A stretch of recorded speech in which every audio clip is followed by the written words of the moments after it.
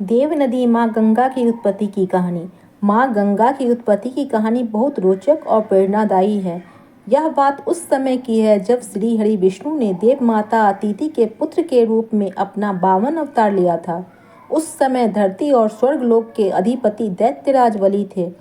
वह अपने गुरु शुक्राचार्य के बताए मार्ग पर चलते हुए निरंतर चलने वाले यज्ञ करवाते थे और गरीबों एवं ब्राह्मणों को दान देते थे। उन्हें अपने दानवीर होने का अहंकार था। उनके राज्य काल में देवताओं के लिए बुरा समय चल रहा था। उनके राज्य में असुरों को उनकी सुरक्षा प्रदान थी, जिससे आम जन को कष्ट भी भोगने पड़ रहे थे। तब प्रभु ने इस समस्या को हल करने हेतु वामन अवतार लिया।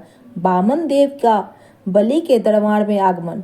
बालक ब्राह्मण रूपी ब्राह्मण देव दैत्यराज बलि के यज्ञ स्थान पर पहुंचे। जब बलि की नज़र उन पर पड़ी तो बलि ने उनसे उनकी इच्छा पूछी। यह सुन वामन देव ने कहा, राजन, आपकी बहुत प्रशंसा सुनी है। आप दानवीर हैं। मुझे केवल उतनी भूमि चाहिए जितनी भूमि मेरे 3 पग में नप जाए। यह सुन सभी लोग वामन देव पर हंसने लगे। महाराज बलि भी अहंकार में आकर हंस पड़े। फिर हाथ जोड़कर वामन देव से और भी कुछ मांगने का आग्रह किया, परंतु वामन देव 3 पग भूमि पर अड़े रहे। ब्राह्मण बालक से महाराज बलि ने कहा, दान के लिए आश्वस्त कर मैं पीछे नहीं हटूंगा। आखिर मैं दानवीर हूँ, ऐसा तो आपने भी कहा है भगवान। मैं आपको आपकी नापी हुई 3 पग भूमि दान करने का संकल्प लेता हूँ। जैसे ही राजा ने संकल्प लिया वैसे ही वामन देव ने विराट रूप धरा। लोग भयभीत होकर इधर उधर भागने लगे। वामन देव ने एक पग में धरती और दूसरे पग में आकाश को नाप दिया और फिर तीसरे पग के लिए अपने पैर उठाए और बलि की ओर देखा।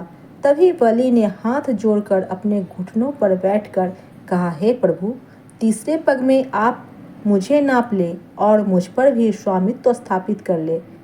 यह रहा मेरा मस्तक, आपकी सेवा में आप मेरे मस्तक पर पग धरे। जब प्रभु आकाश को नाप रहे थे तभी उनके पैर का अंगूठा ब्रह्मांड में टकराया और वहीं से दिव्य जल बहने लगा, जिससे प्रभु श्री हरि के चरण कमल धुले।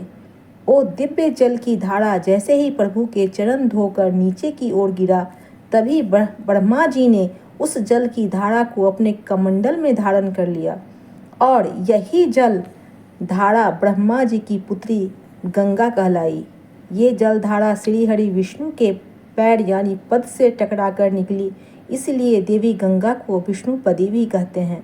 भागीरथी महाराज भगीरथ की तपस्या से प्रसन्न होकर देवी गंगा के पिता भगवान ब्रह्मा जी ने उन्हें धरती पर अवतरित होने की आज्ञा दी, किंतु देवी गंगा की जलधारा के वेग को सहने की क्षमता धरती में नहीं थी।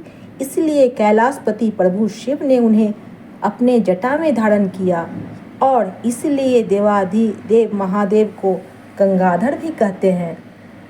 महाराज भागीरथी की तपस्या से प्रसन्न होकर उन्होंने अपनी एक जटा खोल देवी गंगा को धरती पर आने दिया।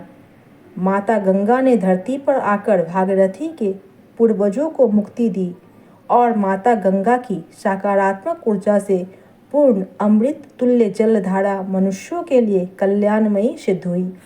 माता गंगा को देव नदी भी कहते हैं।